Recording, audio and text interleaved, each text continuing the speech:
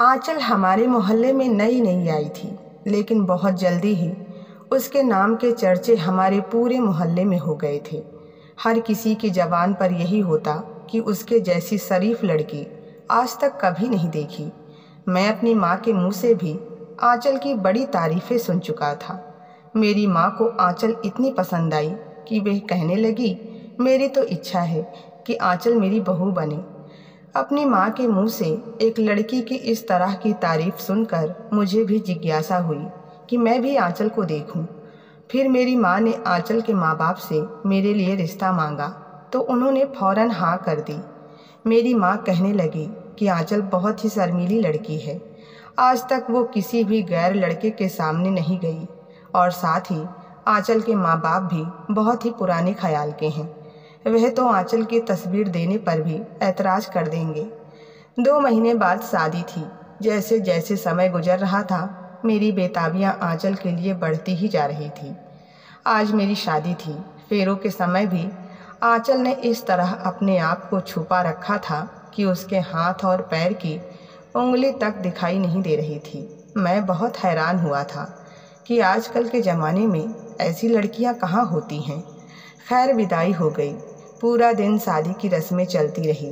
रात के 11 बजे मुझे कमरे में जाना नसीब हुआ था। कमरे में दाखिल हुआ तो गुलाब की कलियों की मदहोश करने वाली खुशबू ने मेरा स्वागत किया था। बेड पर बैठी हुई दुल्हन मेरे आने पर सिमट कर बैठ गई थी। पहली नज़र मेरी उसके खूबसूरत हाथों पर पड़ी, जिस पर सुर्ख रंग की चूड़ियाँ, हाथों में मेहंदी के बूटे उसके हाथों की खूबसूरती को और भी बढ़ा रहे थे। वह चेहरा अब तक घूंघट में छुपा हुआ था। मैं उसके पास जाकर बैठ गया, लेकिन मेरे बैठते ही वह उछलकर पीछे हटी थी। मुझे उसकी इस हरकत पर हैरत हुई, लेकिन शायद वह घबराई हुई थी। मैंने घूंघट उठाया तो वो बहुत खूबसूरत थी, मेरे ख्यालों से भी बढ़कर, लेकिन वह बहुत ज़्यादा नर्वस लग रही थी। वैसे तो आजकल के दौर की लड़कियां इतना ज़्यादा नहीं शर्माती। बहरहाल, मैंने जैसे ही उसके हाथ को अपने हाथों में लिया तो वह अपना हाथ मेरे हाथ से धीरे से खींचने लगी। मैंने कहा, तुम तो मेरे ख्यालों से भी ज़्यादा हसीन हो।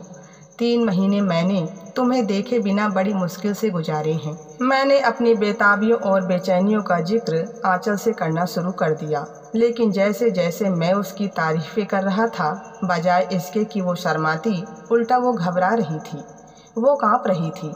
मैं उसकी हालत को समझ नहीं पा रहा था कि आखिर उसके साथ समस्या क्या है। उसकी आंखों से आंसू बहने लगे थे। मैंने वजह पूछी तो कहने लगी, बस अपने घर से दूर होने का गम है। मैं उसकी हिचकिचाहट को अब समझा। मैं बहुत खुश हुआ कि कोई और बात नहीं थी। अपना घर छोड़ने का दुख हर लड़की को होता है। मैंने उसे गले से लगा लिया। आधी रात में मैं नींद में था। अचानक मुझे सिसकियों की आवाज़ आई। मैं उठकर बैठ गया। देखा तो सामने कमरे में बने छोटे से मंदिर में आंचल बैठी हुई थी। मुझे लगा शायद सुबह हो गई है, वो सुबह सुबह पूजा पाठ के लिए उठी होगी। लेकिन मैंने खिड़की से बाहर देखा तो बाहर घुप अंधेरा था और आंचल सिसकियां लेकर रो रही थी। मैंने मोबाइल उठाकर समय देखा तो रात के 4 बज रहे थे, लेकिन वो रो रही थी। आखिर वो रो क्यों रही थी? उसकी सिसकियों ने मुझे परेशान किया था। मैं उठकर बैठ गया। वो भगवान से कुछ मांग रही थी और उसकी जो बात मेरे कानों से टकराई थी, मैं बौखला कर रह गया था। मेरे होश उड़ गए थे। वह कह रही थी कि हे भगवान, मुझसे आज की रात बहुत बड़ा पाप हो गया है, मुझे इस पाप की माफ़ी दे दें। वो ये क्या कह रही थी? पहले तो मुझे लगा शायद मेरे कानों ने कुछ गलत सुना है, मगर फिर से वो यही कह रही थी कि आज की रात मैंने बहुत बड़ा पाप कर दिया। मैं समझ नहीं पा रहा था कि आज तो हमारी शादी की पहली रात थी, जो कि बहुत ही खूबसूरत गुजरी। फिर भला आज की रात पाप कैसे हो गया? हम दोनों एक दूसरे के लिए जायज़ थे और हमारा रिश्ता भी जायज़ था। फिर वो हमारे जायज़ रिश्ते को पाप क्यों कह रही थी? कुछ देर बाद ही आंचल की सिसकियां बंद हुई। उसने अपने आंसू पोंछे और उठकर बाहर आ गई, लेकिन जैसे ही उसकी नज़र मुझ पर पड़ी तो उसके चेहरे की रंगत फीकी पड़ गई थी। मैं उस समय बहुत ही सीरियस था। वह धीरे धीरे चलते हुए मेरे करीब आ गई। मैंने उसका हाथ पकड़ लिया और उसका हाथ मैंने अपनी तरफ से ज़ोर से खींचा तो वो मेरे एकदम करीब हो गई। उसका चेहरा मेरे चेहरे के करीब था। मैंने उसकी आंखों में देखकर कहा कि आखिर तुमने ऐसा क्या पाप कर दिया है? किस पाप की माफ़ी मांग रही हो तुम सुबह सुबह भगवान से? मेरी बात पर तो जैसे उसकी जान निकल गई थी। उसने अपना हाथ खींचकर मेरे हाथ से पीछे किया, कहने लगी, आपको सुनने में कोई गलती हुई है, मैंने ऐसा कुछ नहीं कहा। ये कहकर उसने तकिया उठाया और सोफे पर जाकर लेट गई। उसकी इस हरकत से मुझे और भी गुस्सा आने लगा। मैंने कहा, आंचल, ये क्या बदतमीजी है? जल्दी से इधर आओ, मैं तुम्हारा पति हूँ और मेरा हुक्म मानना तुम्हारा फ़र्ज है।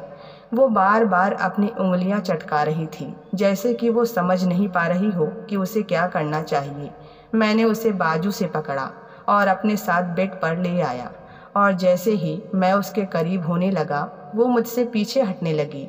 मुझे लगा कि वो शायद अपनी प्रार्थना में कुछ और कह रही होगी। मुझे ही सुनने में गलती हुई है। अगली रात मेरे ज़बरदस्ती करने पर थक हार कर उसने खुद को मेरे हवाले कर दिया। आंचल के साथ बिताए ये खूबसूरत पल मुझे बहुत सारी खुशी दे चुके थे। वह फौरन से जल्दी से बाथरूम में नहाने के लिए घुस गई। हालांकि मौसम काफ़ी ठंडा हो रहा था, लेकिन वो फिर भी रात के समय ही नहाने के लिए चली गई थी। यह देखकर मुझे बड़ा अजीब सा लगा। उसका ये व्यवहार मेरे साथ ऐसा था जैसे मैं उसके साथ ज़बरदस्ती कर रहा हूँ। शादी को 6 दिन हो चुके थे, लेकिन हर बार की तरह अब आंचल मेरे बाहों से निकलने की कोशिश तो नहीं करती थी, लेकिन मुझे ऐसा महसूस होता कि जैसे वो मेरे रोमांस करने पर खुश नहीं होती है। मुझे उस पर गुस्सा भी आने लगा था, क्योंकि मेरी मोहब्बत का जवाब अब तक उसने मुझे मोहब्बत से नहीं दिया था। कभी कभी मुझे ये लगता कि जैसे वो किसी तकलीफ़ से गुजर रही है। क्या मेरा रिश्ता उसके लिए तकलीफ़ भरा था? अगर था तो क्यों? एक मर्द सब कुछ बर्दाश्त कर सकता है, लेकिन अपनी पत्नी का ऐसा रवैया हरगिज नहीं। मैं फौरन से बेड से उठकर सोफे पर जाकर लेट गया। मुझे मोहब्बत के बदले आंचल की मोहब्बत चाहिए थी। पूरा 1 हफ्ता मैं दोबारा आंचल के करीब नहीं गया और उसने भी मुझे एक बार भी मनाने की कोशिश नहीं की थी। हर रोज़ वो रात को रोती रहती और ना जाने किस पाप की माफ़ी मांगती रहती, और अब तो मेरे बर्दाश्त की हद जैसे जवाब देने लगी थी। एक बार वो ऐसे ही रो रो कर अपने किसी पाप की माफ़ी मांग रही थी कि मैं उसके पास आकर बैठ गया। मैंने सोचा, अभी वह भगवान के सामने बैठी हुई है और वह अभी झूठ नहीं बोलेगी, क्योंकि मैं इससे पहले जब भी उसके रोने की वजह पूछता तो वो टाल जाती थी। मैंने उसका हाथ पकड़ लिया। मैंने कहा कि बताओ, तुम किस बात की माफ़ी मांगती हो? जब भी मैं तुमसे पूछता हूँ तो तुम बात को टाल जाती हो, लेकिन देखो, आज तुम भगवान के सामने मुझसे झूठ नहीं बोलोगी। मुझे सच सच बताओ, तुम क्यों रोती हो? वह कहने लगी कि मैंने बहुत बड़ा पाप कर दिया है। मैंने एक गैर मर्द से रिश्ता बना लिया है। यह सुनकर मुझे आंचल पर जितना भी गुस्सा आता कम था। मैंने कहा, यह क्या बकवास कर रही हो? तुमने किस मर्द से नाजायज़ रिश्ता बना लिया है? वह कहने लगी, आपसे। वह इस समय मुझे नहीं देख रही थी, अपने हाथों को देख रही थी। लग रहा था जैसे वो किसी और ही दुनिया में थी, बस रोए जा रही थी। मुझे लगा जैसे वो पागल हो गई है। वो अपने होशो हवास में नहीं है। जो कुछ उसने कहा था मेरे लिए किसी धमाके से कम नहीं था। क्या वो सच में पागल थी, जो पति के साथ जायज़ रिश्ता जोड़ने को पाप का नाम दे रही थी? और मैंने उसे छू लिया तो वो अपवित्र कैसे हो गई? मैं उसका पति था, उस पर हक था मेरा, वो मेरे लिए जायज़ थी, और इस रिश्ते के आधार पर मैंने उसके साथ पति पत्नी वाला रिश्ता बनाया था, कोई पाप नहीं किया था। मैंने कहा, तुम होश में तो हो? मैं तुम्हारा पति हूँ और हमारे बीच बनने वाला रिश्ता हर तरह से जायज़ है। तुम क्यों इसे पाप का नाम दे रही हो? मेरी बात सुनकर वह एकदम से खड़ी हो गई। कहने लगी, आप मेरे पास मत आया करें। आपके पास आने से मैं अपवित्र हो जाती हूँ। मुझे खुद से नफरत होने लगती है। मैं गुस्से में उसे वहीं छोड़कर कमरे से निकल गया। हॉल में जाकर बैठ गया। मेरा सर चकराने लगा था। मुझे इस तरह हॉल में बैठा देखकर मेरी माँ, जो अपने कमरे से शायद पानी पीने के लिए बाहर निकली थी, मुझे देखकर चौंक गई। फिर कहने लगी, अमित, तुम इस समय यहाँ क्या कर रहे हो? मैंने कहा, अपनी किस्मत पर रो रहा हूँ। ये सुनकर मेरी माँ मेरे पास आकर बैठ गई और मुझसे वजह पूछने लगी कि आखिर समस्या क्या है। मैंने सारी बात अपनी माँ को बता दी तो वो कहने लगी, शायद वो भगवान के ज़्यादा करीब रहती है, उसे हर समय पवित्र रहने की आदत है, इसीलिए उसने ऐसा कह दिया होगा, चिंता मत करो। लेकिन मैं जानता था यह बात नहीं है, बात कुछ और ही है। मुझे अब आंचल पर शक होने लगा था। वो रोज़ मायके जाने लगी थी। जब भी मायके से वापस आती तो उसकी आंखें रो रो कर सूजी होती और उसका कारण वो मुझे कुछ नहीं बताती थी। मैं किसी दोस्त से मिलने होटल में गया था, जहां मैंने आंचल को एक लड़के के साथ एक कमरे में जाते हुए देखा। यह देखकर तो मैं सांस लेना ही भूल गया था। मेरा जी चाहा कि दरवाज़ा जोर से बजा दूं, लेकिन मैं अपनी पत्नी का तमाशा नहीं बनाना चाहता था, इसीलिए खामोशी से घर चला गया।